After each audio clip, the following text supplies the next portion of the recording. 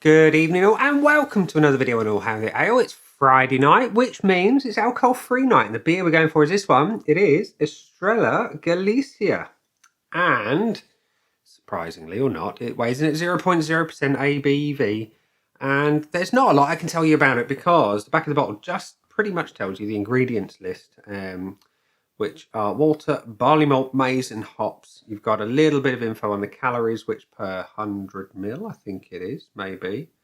21 calories. 21, that's all, yeah. And no fat, no nothing, no alcohol. But is there going to be flavour? We shall find out. Now, I know Estrella is one of the best-selling lagers in the pub that my wife works at as a chef. I personally have never tried it, just because I'm not a big lager drinker. But since getting on the alcohol-free more and more, the lagers seem to be prominent in that field. So I thought I'd give it a try. Let's get it out into a glass and see what we think, shall we? So I know one thing about the Estrella at the Stafford Arms is that the glassware goes missing on a regular basis. Apparently they're very popular and very expensive to replace. Anyway, the pour into my small beer Bruco glass is pale. It's not that pale though. It's a nice colour. Encourage a little head on that. Got a little bit left in the bowl, and that's your beer in a glass. It looks like a decent enough lager. You know, it's a nice golden colour. It's not thin, light, wispy colour. It's a good golden colour. We've got a white head that's pretty tight and compact. That's your close-up of the beer in a glass. Got a bit of carbonation, not massive, rolling up the glass, just a little bit. Yeah, I like the look of it. Let's go for a whiff, shall we? It smells like lager. It smells quite savoury as well. Wheaty. There is a little bit of hop in the background, not masses, a little bit, and it is that kind of green, fresh, grassy hop. Probably Sars. I'd like to think so anyway. It's the most popular hop for lager, I believe. Yeah, it smells alright. It's a decent strength to the scent as well. I like it. Yeah, bodes well. Let's have a taste. Cheers.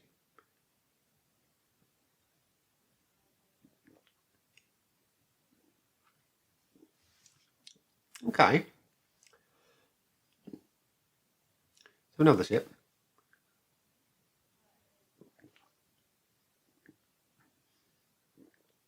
The body is decent enough.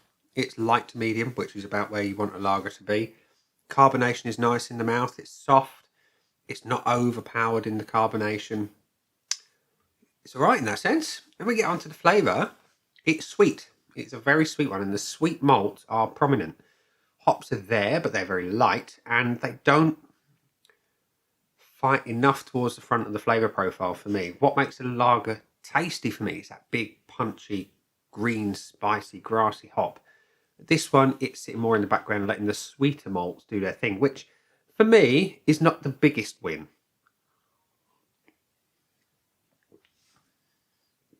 And it's got that sweet malt in it as well. On the back end, you get that almost, and this is going to sound weird, perhaps people of younger generations than mine probably won't remember because everything's now self-adhesive.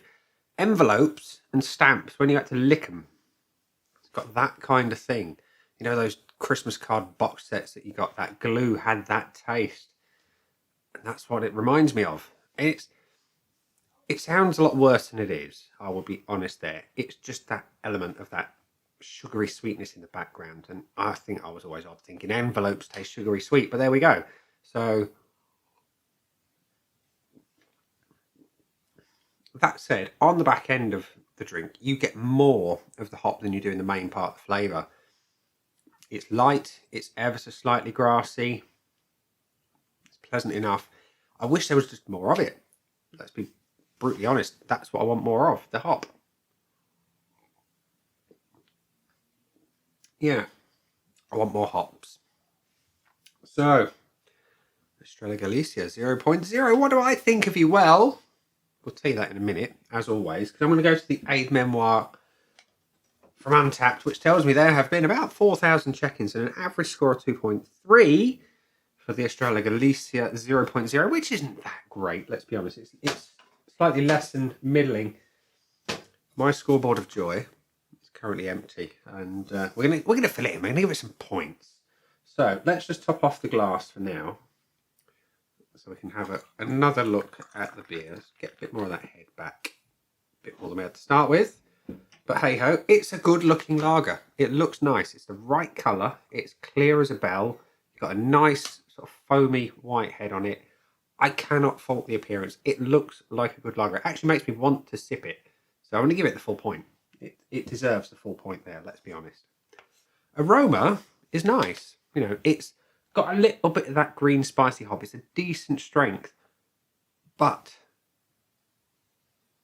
that's pretty much it. I like it. I just wish it was a bit stronger and there was a bit more of the hop, but it's still very good. I'm going to give it the 0.75. I've had a lot worse scented aromas than that. The body is also decent. You know, it's light to medium, good carbonation, soft in the mouth. Can't fault it. I'm going to be honest. I'm going to give it the point on that. Taste is the most important thing. And as I say, envelope glue. Envelope, what do you say? Let me know. Anyway, it tastes a little bit like the envelope glue. Sugary sweet malts, hops sitting more towards the back of that flavour profile. I want more hops and less of that sweet sugary malt. It's okay, which means it's going to get a 0.25 from me.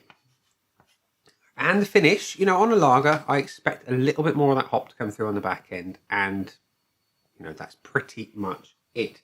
I get that, but I want a lot more of it. It's too light on the hop in the back end for me. I want a little bit of bitterness from that hop as well. The sugary malts on this one just really overpower all of what makes a good lager great. And again, this one's going to get the 0.25. It's got elements I like, but not masses. So that gives me 3.25 out of 5, which, you know, when you're being objective about a beer and the scoring and actually taking it and breaking it down, I think that's worked out quite well for a beer that has only got an average of 2.3. Just goes to show everyone's taste differs. And I wonder how people break down their scores on Untapped.